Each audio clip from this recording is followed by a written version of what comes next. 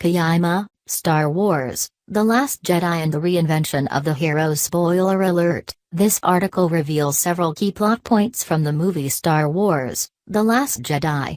If you haven't seen the movie, please beware. In 1977, George Lucas revolutionized not only film but the entire entertainment industry with Star Wars. But, 40 years later, Star Wars, The Last Jedi, 2017, isn't a revolution. A revolution is when the oppressed overthrow the oppressor, the old are replaced by the new, giving rise to new countries and concepts. The Last Jedi doesn't change the boundaries established by Star Wars in its story, expression, technique and design, nor how its business operates. However, rather than this being something negative about the film, it is proof that The Last Jedi is indeed the right kind of Star Wars for the 21st century. Lucas' original Star Wars is a story of revolution, where the rebellion led by Princess Leia along with Han Solo and Jedi Knight Obi-Wan Kenobi and Luke Skywalker stand against the Galactic Empire. The Last Jedi depicts the battles between the heavily armed First Order and the Resistance fighters. This structure is inherited from The Force Awakens, an Empire versus Rebellion theme that is persistent throughout the Star Wars series. Near the end of The Last Jedi, Kylo Ren kills Snoke, the supreme leader of the First Order. This is a coup d'état by Kylo, and should be considered an internal structural revolution. However, while Kylo invites Rey to create a new order along with him, he never actually attempts to do so. Instead of destroying the First Order, he merely occupies the now vacant position of Supreme Leader. It seems that only the leadership in the organization changes, while its objective and power structure are left intact. What happens next might be portrayed in future episodes, but at this point, the First Order has only undergone a succession in administration, rather than an actual revolution. The motif of succession is present throughout the film. Vice Admiral Holdo takes command when Leia is incapacitated, and Poe Dameron is demoted for disobeying General Leia's orders. And most importantly, there is the succession from Luke to Rey. This is not a revolution. And just as the story isn't about revolution, its themes and portrayals aren't revolutionary either. This is only natural, though, as the film is but one piece of the continuous, eternal kingdom of Star Wars. Star Wars and New American Cinema. Let's first look back at the revolution that George Lucas started in 1977. My first encounter with Star Wars was through a metallic sticker included in a movie magazine. It featured Luke Skywalker using binoculars while standing next to C-3PO, and that alone was enough to transmit how groundbreaking Star Wars was. However, it would take more than a year after its release in the US for the movie to be released in Japan. Actually, Star Wars ended up being released in Japan after Close Encounters of the Third Kind. At the time, there was no internet, and the speed at which information from overseas came to Japan can begin to compare to the flow of information we have today. Even then, though, there was a daily influx of Star Wars news and reviews, a blockbuster science fiction epic that sparked a global SF frenzy. Fueled by the SF craze, Japanese Star Wars-like movies such as The War in Space and Message from Space were rushed into production so that they could be released before Star Wars in Japan. I was one of those kids excited about watching Star Wars, but even I felt something odd about this movie being categorized as science fiction. Back then, to me, science fiction was not restricted to just movies or novels, but any expression that portrayed problems and contradictions in today's society and brought them under examination by presenting them from a different angle. 2001, A Space Odyssey, Planet of the Apes, Soylent Green, ZPG, Godzilla, their social commentary and philosophical perspective made them SF. At the time, Star Wars was criticized in some corners for having no philosophy, and for being preposterous and childish. Star Wars wasn't science fiction per se, it was more of a fairy tale set in space. However, it wasn't a superficial, childish soap opera either. It was a revolutionary film, set to change films altogether, a work that created a genre and a culture of its own. It may not directly tackle themes that afflict modern society, and some might brush it off as a shallow popcorn flick, but that's not the case. It is well known that Lucas used mythologist Joseph Campbell's The Hero with a Thousand Faces as a base, and through Star Wars Lucas expanded on timeless themes such as father and son relationship and the journey into adulthood. On top of that, by introducing ideas based on Eastern mysticism such as the Force and Jedis, he brought non-Western religious and philosophical elements into the realm of science fiction, or better put, to space opera. One of those elements is how the Force extends beyond good and evil, diving into the idea of the duality persistent across all things. Perhaps some of this thinking was influenced by Lucas' affection in his youth towards Akira Kurosawa's work. There are those who claim that the success of Star Wars ended the new American cinema, but that's not the case.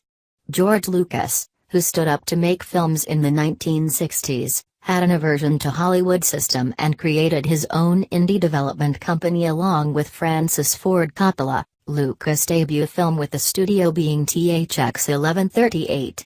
Lucas didn't end new American cinema, he created a new way of making films.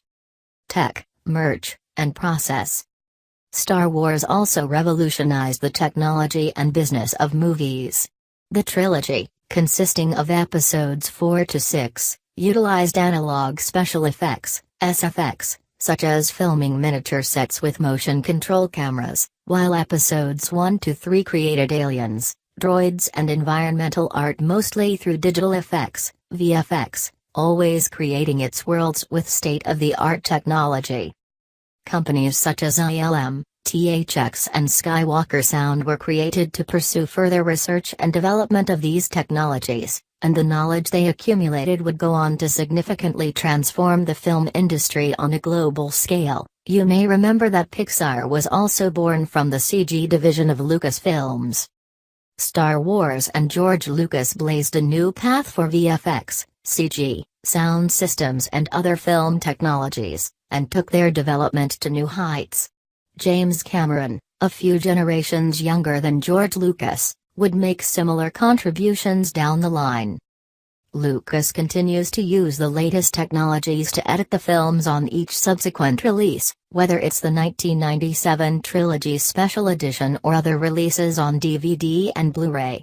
This was a foreshadowing of the transformation from movies as finished theatrical products to continuously morphing entities, much like social games and TV series.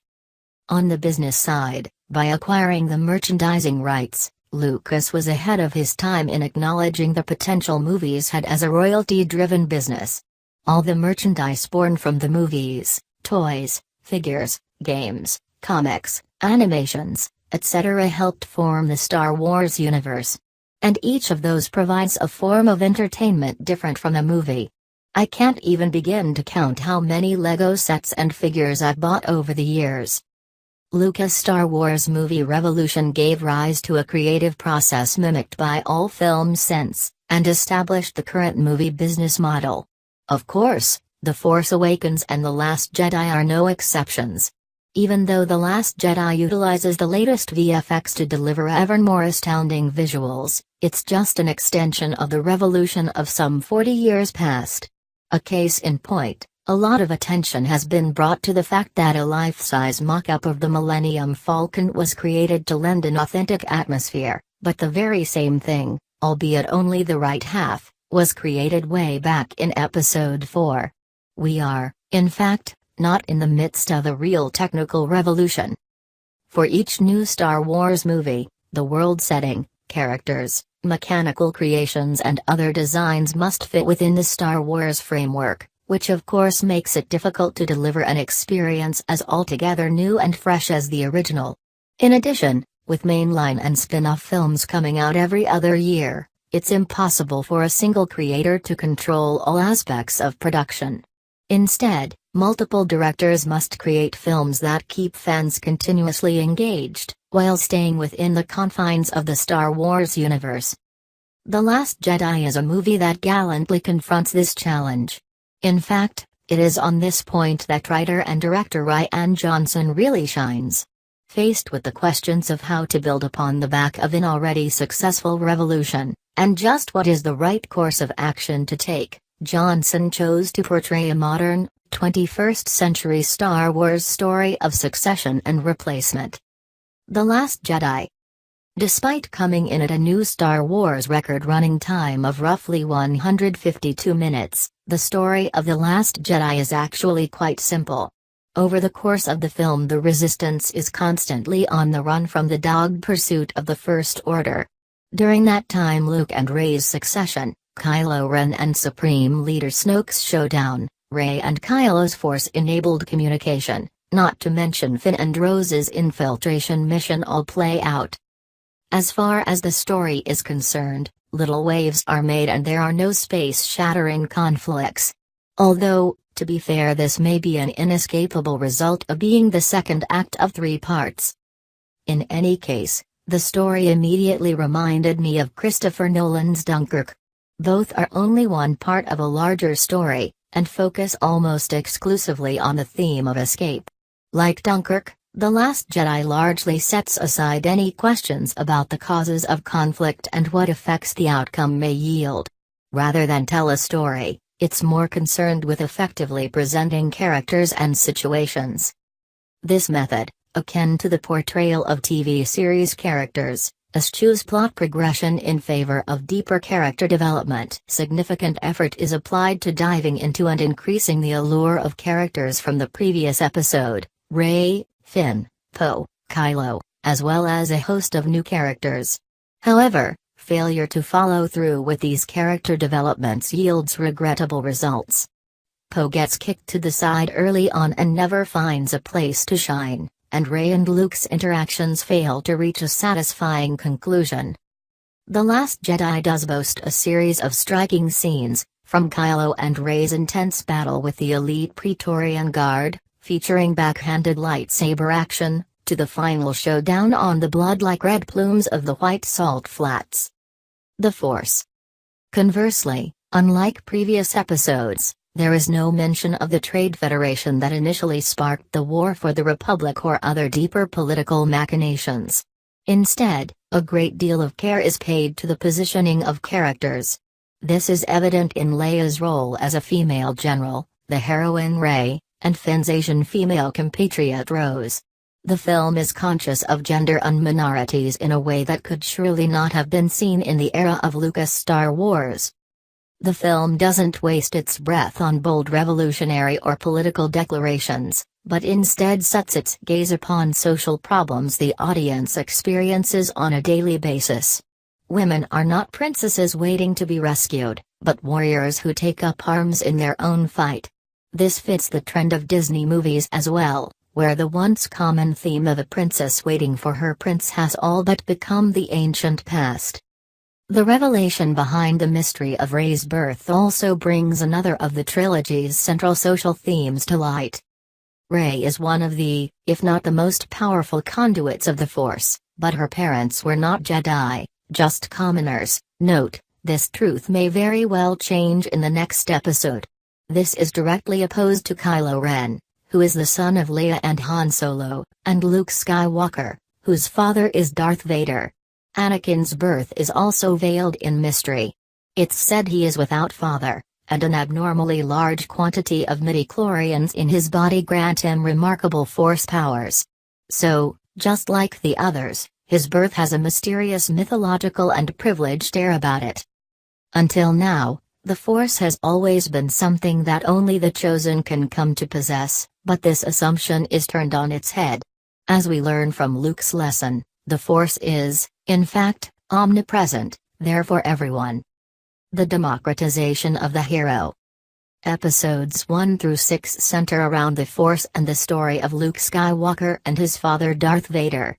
The heroes in these episodes are all special carriers of the Force.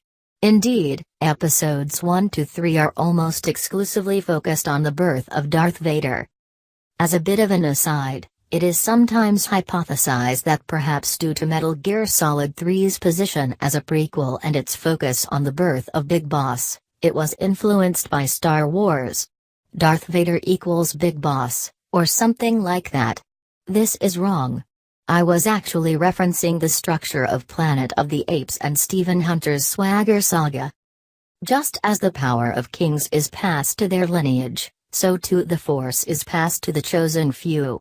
At least that's how we've viewed Star Wars until now. The Last Jedi throws this concept out the window. Anyone can awaken to the Force. Anyone can be the hero. The spotlight isn't reserved for those special few, it can shine on anyone. Princess Leia is no longer a princess, but a general, a position that can be replaced by another.